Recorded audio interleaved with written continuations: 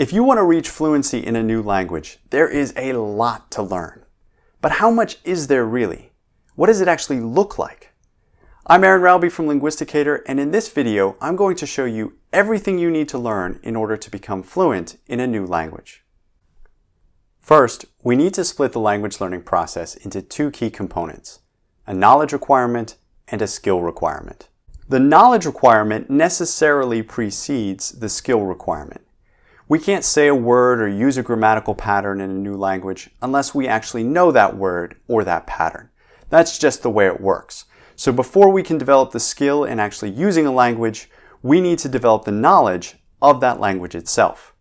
So assuming that we want to reach a native level of fluency in a new language, what would the knowledge requirement for this actually look like?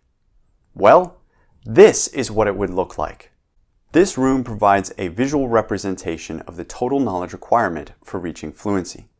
By breaking a language apart into its component pieces and mapping each of its subsystems out exhaustively, we can streamline the content down to describe the minimal footprint of knowledge required. This is something that I and my team at Linguisticator have been working on over the last several years. So let's break this down. We start out with a map of structure. This is the grammar of the language. And in this particular case, we have Spanish here. Now at Linguisticator, we can do this for any language, and we've done it for a number of languages already. Arabic, French, German, English, Italian, Spanish, and so on. This is the most difficult, but also the most important material to learn. This is the underlying system of the language, the patterns that tell us the relationships between and among things, so that we can actually figure out what's going on and start learning from context. As children, we pick these patterns up instinctively and organically. But the good news is, as adults, we can learn them systematically. And when we do, expanding our vocabulary becomes much faster and easier. Speaking of vocabulary, we can map that out as well. This second map to the right of grammar is a map of language functions, containing all the constructions and vocabulary necessary to reach a professional level.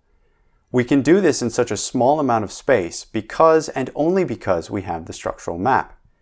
This way, we don't separately need to map out expressions like, I would like chocolate, you would like chocolate, he would like chocolate, she would like chocolate, and so on. We only need one and any one of these examples to understand the construction, and then, as long as we know how the language works from the structural map, we can create any of the variations ourselves. This is one of the coolest things about language. We end up with these two kind of matrices of knowledge that we can multiply against each other to form the infinite variations of language. To grammar and vocabulary, we must add pronunciation, and we need to learn the writing system. This includes whether the language uses an alphabet or an abjad or logographic script or something else, as well as things like how to write a letter or an email, an essay or a text message. We need to learn body language and a whole host of cultural information, from idiomatic expressions through to the use of register.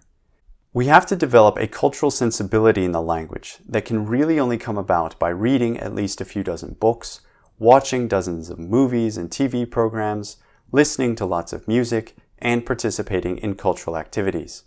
A lot of the language we use on a daily basis is actually reference to culturally significant plots and characters and events, and if we don't know those references, no matter how much grammar and vocabulary we have, we are still going to feel lost.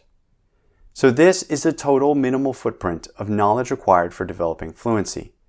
It will vary some from person to person and from language to language, but this should give you a sense of what is involved. And it is a lot. It's a daunting amount to learn. But this is the cold, hard reality of language learning. When you see a resource that says learn Italian in a couple of weeks or get fluent in a few months, this is not what they're talking about.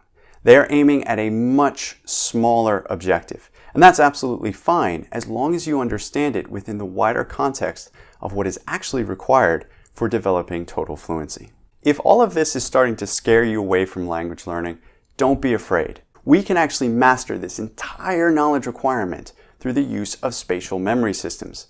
This is one of the most exciting things that we do at Linguisticator.